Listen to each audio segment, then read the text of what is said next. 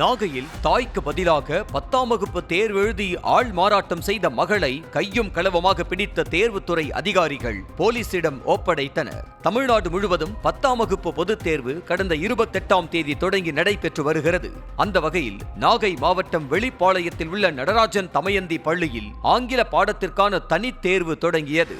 அறை கண்காணிப்பாளர் வினா மற்றும் விடைத்தாள்களை தேர்வெழுதும் நபர்களிடம் கொடுத்துவிட்டு கையொப்பம் பெற்றார். அப்போது அங்கு தேர்வெழுத வந்த ஒரு மாணவி மட்டும் முகக்கவசம் அணிந்திருந்தார். மாணவியின் நடவடிக்கையில் சந்தேகமடைந்த தேர்வு அறை கண்காணிப்பாளர் முகக்கவசத்தை அகற்ற சொல்லியதுடன் அந்த மாணவியின் முகத்தையும் வருகை பதிவு குறிப்பேட்டில் உள்ள முகத்தையும் ஒப்பிட்டு பார்த்தார்.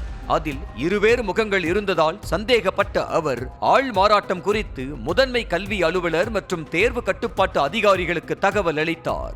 அதற்குள் தேர்வு மையத்தில் பாதுகாப்பு பணியில் இருந்த போலீசாரும் அங்கு வந்து விசாரணை நடத்திய போது தனது தாய் சுகந்திக்காக அவரது மகள் செல்வாம்பிகை ஆள் மாறாட்டம் செய்து தேர்வு எழுதியது தெரிய வந்தது. செய்திகளை உடனுக்குடனும் துல்லியமாகவும் தெரிந்து கொள்ள சப்ஸ்கிரைப் பண்ணுங்க.